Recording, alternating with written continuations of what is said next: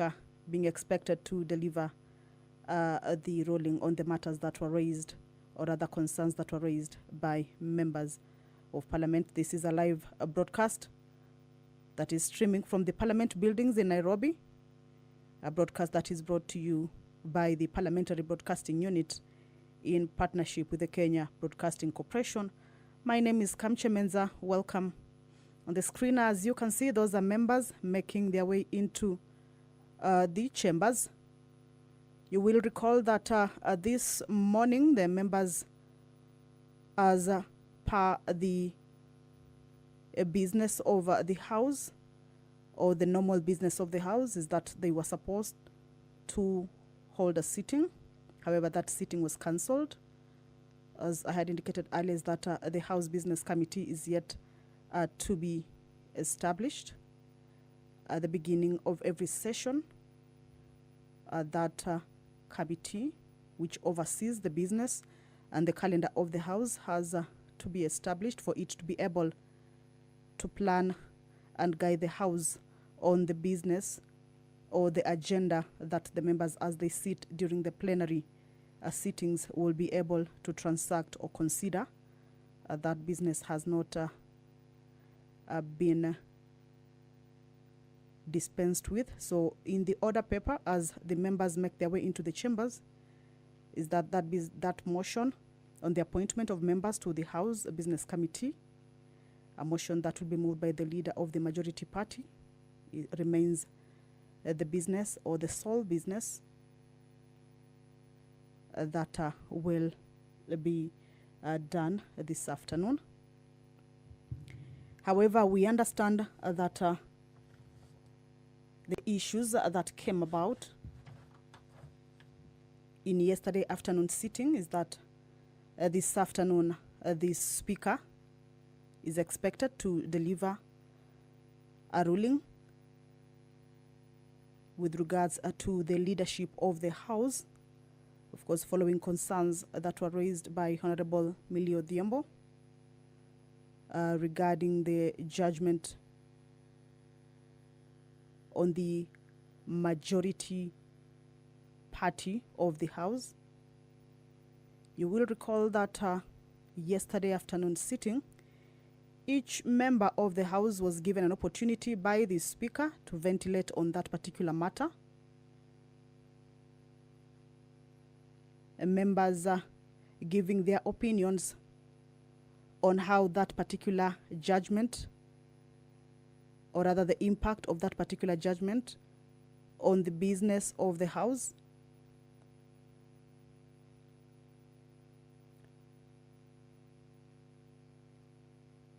And the Speaker directed that he will be giving a ruling on that particular matter this afternoon. So as members make their way into the chambers,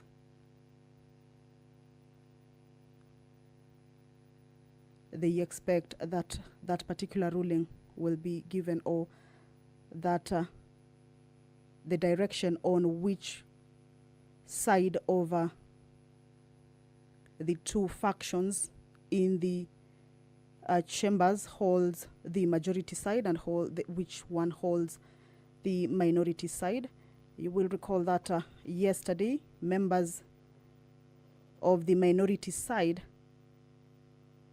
took their position, that is especially the leadership from the minority side took their positions on the majority side. However, I have just seen some of the leaders from the minority side are still on this other side. We will wait to see how that situation unfolds this afternoon as the Speaker comes to issue that particular ruling. The Speaker yesterday had indicated that the judgment from the High Court had quashed that decision on the leadership of the House, but the Speaker is the one who will decide the majority and the minority side. indicating that neither the court or any other institution can make a ruling affecting the house businesses or business. So even as members walk into the house for this afternoon sitting, that particular ruling is pertinent to how the business of the house will take place. Even the membership of the House Business Committee might or might not be affected. That will depend on how the Speaker rules. The changes in the House Business Committee, in the membership of the House Business Committee, is pursuant to provisions of Standing Order 171F, which indicates that the leadership of the House remains as part of the membership of the House Business Committee. However, there are other 9 members who are usually selected to join that membership, and it is a committee that there are new members. The 9 members are usually new at the beginning of every session.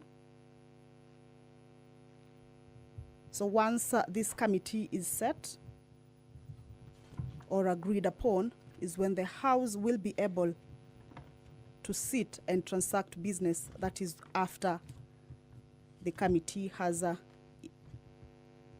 agreed on the agenda of the House and the calendar of the House for the 4th session. The 9 other members are usually nominated by parliamentary parties and approved by the House at the commencement of every session, reflecting the relative majorities of the seats held by each of the parliamentary parties in the National Assembly, and taking into consideration the interests of parties other than parliamentary parties and independents. I can see members upstanding. That is a clear indication that the Speaker, as you can see, has already made his way into the chambers. He will preside over this afternoon sitting, deliver that particular ruling, then lead the House into appointing the members of the House Business Committee. My name is Kamche Menza. Allow me to hand you over to this live broadcast. Good afternoon. Honorable members, tuombe. Ewe Mwenyezi Mungu ambaye kwa hekima na wema wako umeteua nyadhifa za viongozi na mabunge kwa ustawi wa jamii na utawala wa haki wa wanadamu. Tukusihi utazame kwa rehema nyingi sisi watumishi wako ambao wameturidhika kutuita ili tutekeleze shughuli muhimu za jamhuri yetu. Tunakuomba uteremshie baraka zako sisi tuliokutanika hapa, na utujalie tuyatende na kufikiria mambo yote atakayofikishwa mbele yetu kwa njia ya haki na uaminifu, ili utukufu na sifa zako siendelezwe, na ili kustawisha amani, ufanisi na heri ya nchi yetu na wale ambao haja zao umezikabidhi mikononi mwetu. Amen.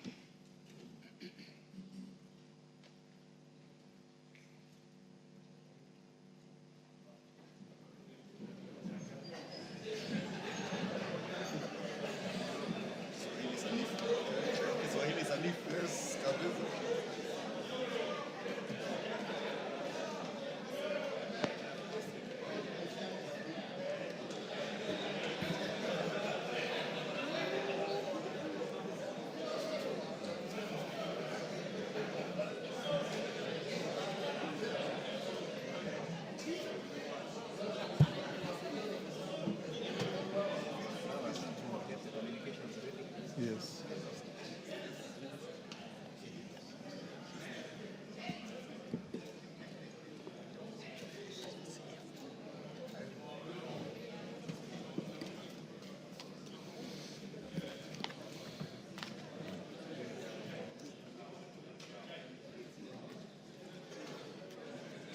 The other one is correct.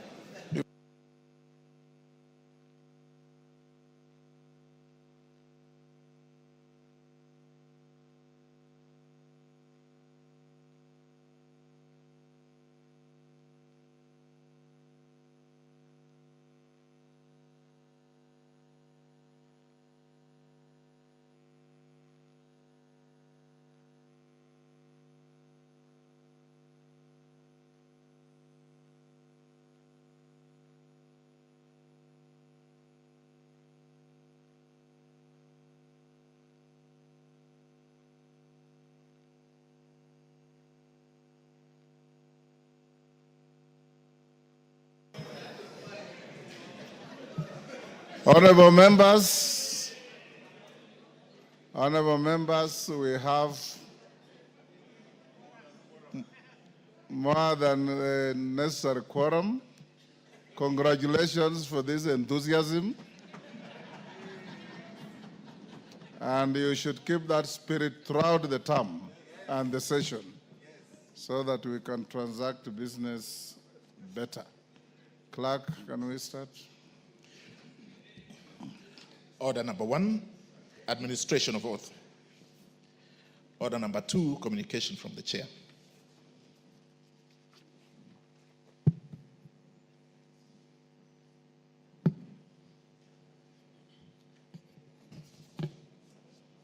Honorable members, this is not what you're expecting. It will come slightly later. This is a communication on the reconstitution of the Select Committee on the National Government Constituency Development Fund. We left it out yesterday. Honorable members, you recall that during yesterday's sitting on Tuesday, 11th February 2025, I notified the House that the term of 18 committees had lapsed pursuant to the standing orders. I wish to further notify the House that in addition to the 18 committees listed in my communication number 001 of 2025 of yesterday, the term of the Select Committee on the National Government Constituency Development Fund also lapsed yesterday. This is pursuant to Section 50 of the National Government Constituency Development Fund, Cap 414A. In this regard, I have since instructed the clerk to write to the leader of the majority party and the leader of the minority party, notifying them of this fact and requesting them to submit the names of members to be appointed to serve on this committee. This will enable the Committee on Selection to consider the constitution of all committees that lapsed at once, and thereafter submit its recommendations, including any consequential changes to other committees, to the House Business Committee for consideration. Honorable members, as you have noticed in today's order paper, the reconstitution of the House Business Committee is listed as order number 8. I note that by way of letters addressed to the Speaker, Honorable Kimani Ichung'wah and Honorable Junet Mohammed, in their respective capacities, already submitted names of members for appointment to the House Business Committee. These names are listed in the motion under Order 8. Honorable members, now that the question as to which is the majority party and the minority party and their respective leaders in the House is going to be settled, I urge the House to reconstitute the House Business Committee when the business appearing under Order 8 is reached, whether today or tomorrow. I hope today. This will enable the committee to expeditiously embark on preparing and approving the calendar of the House for the fourth session and setting the agenda for the House, starting with the business for tomorrow, Thursday afternoon sitting. I also urge the leadership, once constituted, to expedite the constitution of the committees that lapse in order to facilitate timely consideration of priority business, particularly the business relating to the budget cycle for the financial year 2025-26. I wish to note that pursuant to Section 25 of the Public Finance Management Act, Cap 412A, the Budget Policy Statement, PBS, must be submitted on or before 15th of February 2025. Further, under Section 33(1) of the said Act, the debt management strategy of the national government over the medium term ought to be submitted to Parliament on or before the 15th of February 2025. Honorable members, today being the 12th of February 2025, that the 2025 budget policy statement and debt management strategy are submitted to Parliament. The two documents ought to be tabled either in the course of today's sitting or during tomorrow's sitting, being the last available sitting day as per the prescribed timelines. Having said so, honorable members, strict statutory timelines apply to the consideration of the BPS by the Budget and Appropriation Committee and indeed the departmental committees. Therefore, the urgent formation of the Budget and Appropriations Committee and the Public Debt and Privatization Committee to consider the budget policy statement and debt management strategy cannot be overstated. The House is accordingly guided. Call out messages. Order number 3, messages. Members, take the nearest seats on whichever side you desire.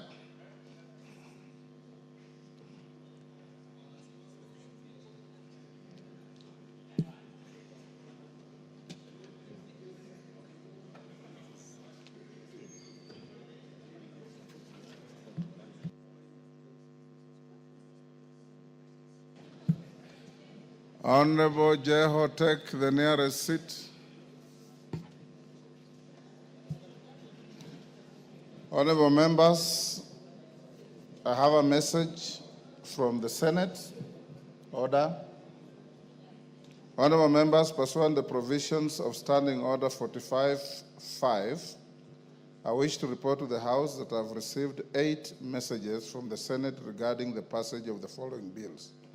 1, the Houses of Parliament Bicameral Relations Bill, National Assembly Bill number 44 of 2023. 2, the Cotton Industry Development Bill, Senate Bill number 5 of 2023. 3, the Public Transport Motorcycle Regulation Bill, Senate Bill number 38 of 2023. 4, the Public Finance Management Amendment Bill, Senate 2023. 5, the Fire and Rescue Services Professionals Bill, Senate Bill number 55 of 2023. 6, the Intergovernmental Relations Amendment Bill, Senate Bill number 12 of 2024.